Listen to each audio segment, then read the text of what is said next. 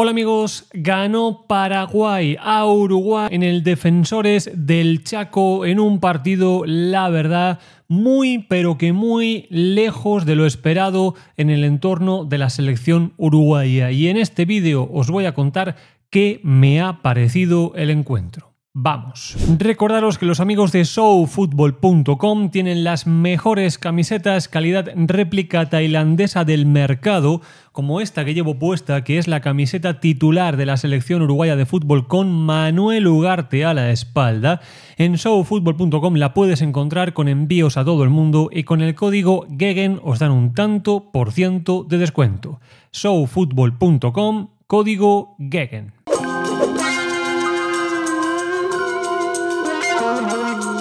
Bien amigos, lo primero, una aclaración. En este vídeo no vais a tener jugadas analizadas. ¿Por qué? Bueno, básicamente porque no me ha dado tiempo. Ya sabéis, mi dedicación al canal de YouTube no es profesional. Eso significa que yo tengo que atender primero otro montón de cosas y luego sacar tiempo para hacer todo esto. Tengo la grabación del partido, tengo casi sacado los cortes, me falta todavía un rato. No os preocupéis porque ese vídeo lo vais a tener mañana. Mañana sábado tendremos el videoanálisis del partido entre Paraguay y Uruguay. Y hoy os voy a contar lo que me ha parecido el encuentro. Bien, yo creo que es un resultado que entraba dentro de lo posible. Ya lo dijimos en la previa, Paraguay era favorito. De hecho, acertamos de pe a pa el 11 de Paraguay, la manera de jugar, cuál iba a ser en ese caso la búsqueda del conjunto paraguayo. No así el 11 y la búsqueda de Uruguay. Y este para mí es el principal tema, ¿bien?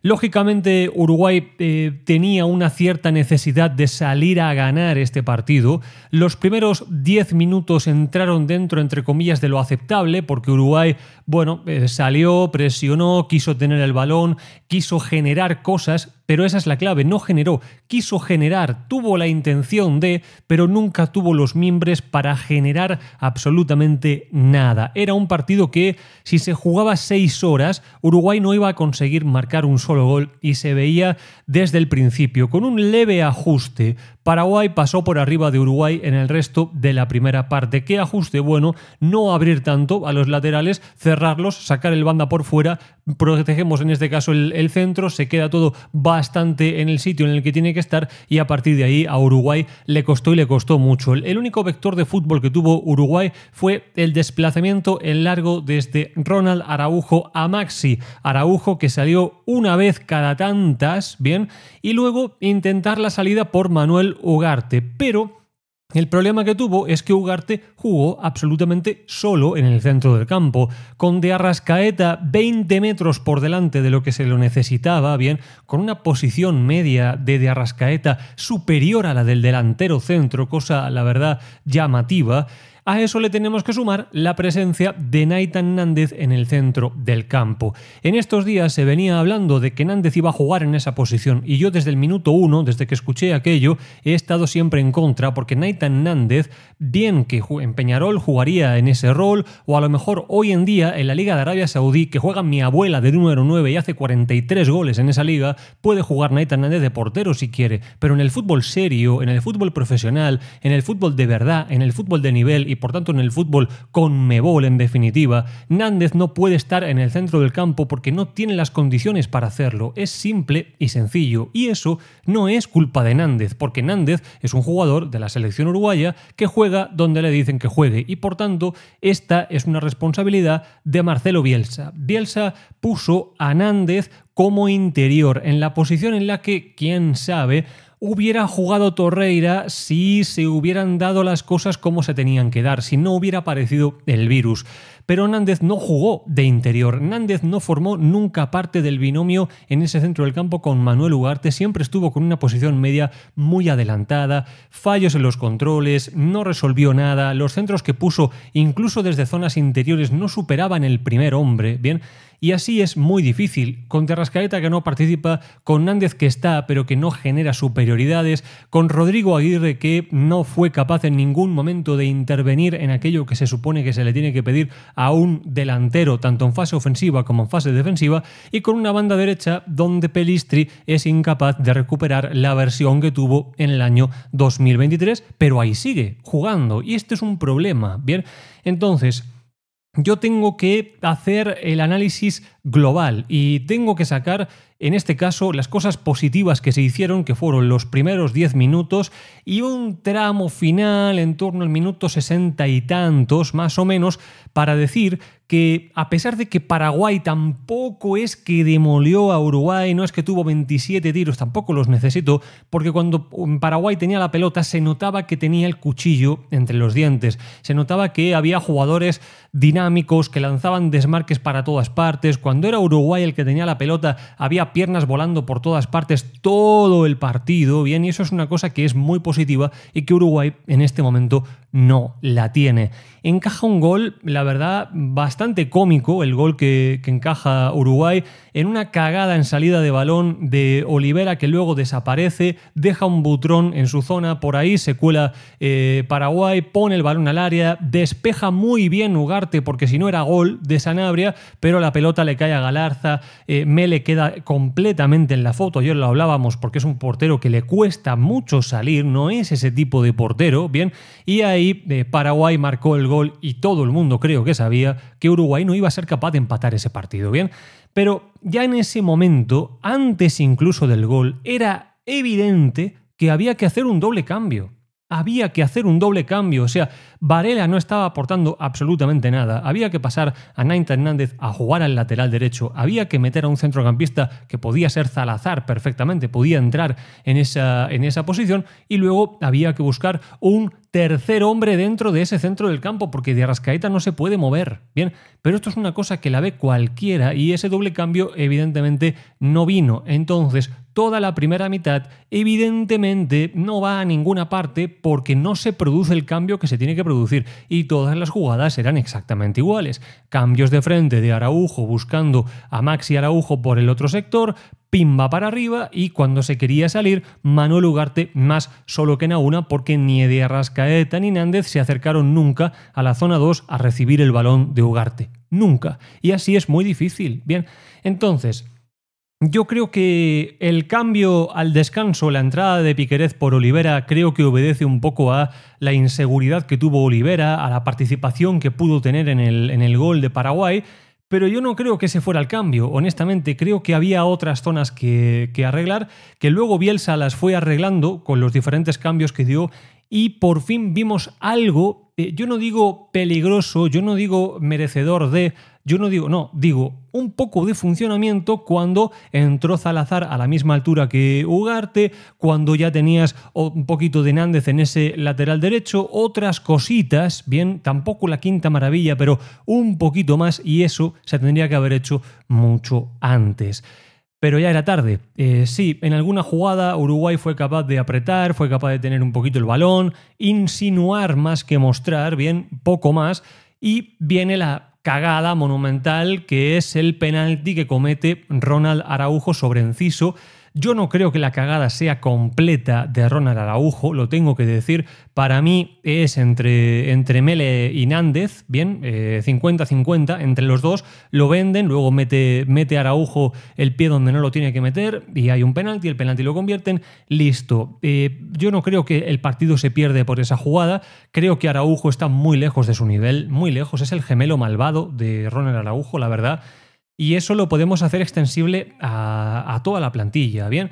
Entonces, como sé que se va a pedir responsabilidades, digamos, bueno, pues atendamos al capítulo de las responsabilidades y pongamos todo encima de la mesa.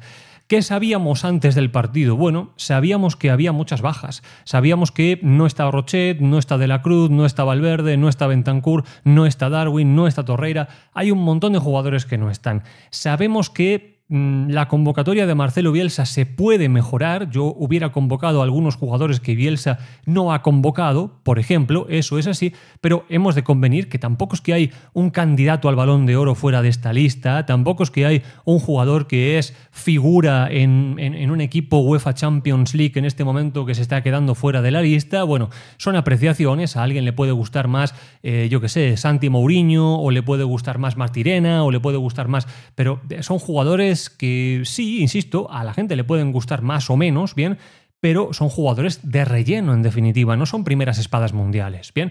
Eso lo sabíamos antes de que arrancara el partido. ¿Qué no sabíamos? La actuación, bien, la actuación. Y yo, queridos amigos, tengo un canal de YouTube que se llama La Locura de Bielsa. Evidentemente admiro mucho a Marcelo Bielsa, a lo que ha hecho, no solo por el fútbol en cuanto a tácticamente los equipos que ha dirigido, todo eso, sino también buena parte de lo que ha hecho Marcelo Bielsa fuera de todo eso. Pero yo soy videoanalista y mi compromiso con todos vosotros es deciros la verdad de lo que pienso. Cuando veo un partido de fútbol, a mí me da igual si es Marcelo Bielsa, si es Pep Guardiola o si lo entrena el que vosotros queráis. Yo digo lo que pienso y miro la lupa y lo hago desde lo más profesional que puedo poner arriba de la mesa, porque eso es lo bueno que tenemos en La Locura de Bielsa. Yo no os voy a querer vender un humo industrial, ni os voy a hacer creer que Bielsa es un fenómeno, que no tiene los jugadores, que es que no meten, que es que tal, pero Bielsa... No. Aquí todo el mundo tiene su responsabilidad. Yo siempre digo, y siempre lo manifiesto, que el entrenador, sea el que sea, en el equipo que sea, tiene un 30% de la responsabilidad en lo bueno y en lo malo que tenga. Y creo que ayer el partido que dirige Marcelo Bielsa es el peor partido que ha dirigido como entrenador de la selección uruguaya. No porque se perdiera. Puedes dirigir un buen partido como entrenador y perder el partido calamitosamente. Bien. Yo creo que no es un tema solo de resultado, creo que es un tema de actuación colectiva, de buscar soluciones, de que ya se llevan varios partidos, sacando el de Bolivia, que está completamente desnaturalizado porque se juega en el alto y todo lo que ya sabemos, ya van varios partidos donde los problemas son los mismos y las soluciones son las mismas y no funcionan. Y esto es un tema bastante complejo. Entonces, hay que empezar a poner encima de la mesa que se tiene que actuar y se tiene que actuar ya. Porque yo creo que la clasificación está potencialmente en riesgo para Uruguay. Yo creo que no, honestamente creo que no está en riesgo, pero el tema no es la clasificación, amigos. Yo creo que el papel dentro de cualquier cuerpo técnico en esta fase de clasificación es, en primer lugar, clasificar, pero más importante, generar un equipo para el torneo al que se va a clasificar. Y en este momento, a un año del Mundial, es cuando Uruguay tiene más dudas. Tiene más dudas ahora que el primer partido contra Chile. Y esto es una cosa bastante llamativa. Entonces, para mí, hay una mala... No una mala convocatoria, creo que la convocatoria no es el problema. Hay una mala alineación. Hay un mal planteamiento, hay una estructura mal escogida y luego hay unos cambios ejecutados de manera incorrecta. Eso es lo que hay en el partido de ayer y creo que hay que ponerlo encima de la mesa. Tildar de triunfo, de fracaso, de lo que sea, no lo vais a encontrar en este canal, honestamente. Lo podéis encontrar en otros, bien, donde estarán muy contentos porque Uruguay ha perdido. Bien, eso lo vais a encontrar en otras partes. Yo no estoy contento, honestamente, pero no estoy contento no solo porque Uruguay ha perdido, sino porque creo que el problema se eterniza, porque las soluciones que se le ponen al problema son siempre las mismas y bueno, al final no se va a ninguna parte así. Bien. Yo creo que el espíritu colectivo no está. Yo he visto un equipo que presionaba a ratos, caminaba bastante más. He visto varias jugadas del partido donde se colaba por los micrófonos de ambiente a Marcelo Bielsa pidiéndole a los jugadores que le dieran la pelota a Ugarte y no le daban la pelota a Ugarte. He visto cosas que no me han gustado. Bien, y creo que hay una responsabilidad alícuota de los jugadores y de Marcelo Bielsa, pero hay que decir que el que elige a los jugadores y los pone a jugar en esas posiciones es definitivamente Marcelo Bielsa. Y por eso os digo lo que os digo. Creo que el partido de ayer, dentro de la trayectoria de Marcelo Bielsa en la selección uruguaya, es el peor dirigido de todos. Y eso creo que entiendo que al futbolero uruguayo que quiere que su país gane y luego ya si juega bien también, pero que gane bien, no le guste, entiendo que se levanten algunas cejas, entiendo que haya determinado tipo de reflexión en cuanto a lo que pasa con Bielsa, ¿bien? Yo siempre voy a combatir la campaña contra un entrenador cuando es pagada, cuando es ensobrada, cuando es ordenada por el de arriba, pero siempre voy a respetar profundamente al hincha que tiene una opinión genuina sobre su seleccionador nacional, sobre sus jugadores o sobre su club, su entrenador o la plantilla de su propio club. Eso siempre tiene que respetarse, ¿bien? Y en este canal se respeta, por supuesto que sí. Soluciones. Bueno, yo creo que pasa por un borrón y cuenta nueva. Hay varios jugadores que no pueden continuar con la camiseta de la selección uruguaya un minuto más, ¿bien? Pelistri es uno. Pelistri está completamente lejos de lo que se necesita para jugar en esta selección. No quiero volver a ver a Nández jugando por dentro. Nández no puede jugar por dentro, amigos. No puede. Bien, es poner a Rochet de defensa central. No puede ser. Es alto, sí. ¿Y qué? No, no es así. No puede volver a jugar ahí. Bien, se necesita un acompañante serio para Manuel Ugarte. Le hace falta Bentancur a esta selección, vamos, como agua en el desierto, bien, pero como agua en el desierto, y se necesita otro sistema de ataque en banda izquierda. Tienes que tener alternativas diferentes. Todo el rato veíamos esos desmarques de Olivera buscando desde fuera hacia adentro con Maxi Araujo pegado a banda, pero Olivera termina pisando el área y no es un jugador que te vaya a solucionar demasiado en ese punto, ¿no? Yo recuerdo, por ejemplo, cuando se puso a Rodrigo Aguirre como segundo delantero, como llegador, como media punta. Bueno, pongamos a Rodrigo Aguirre ahí y mandemos a Arrascaeta donde sea que haya que mandarlo, porque el tipo no se puede mover. De Arrascaeta yo no le recuerdo un solo partido bueno con la selección uruguaya, no se puede mover. Y bueno, que se busque una solución para ese número 9. Ya se sabía que Darwin no iba a estar.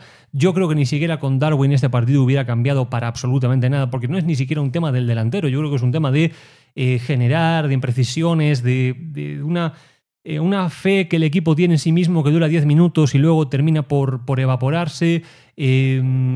Ninguna solución táctica en el propio partido, en fin.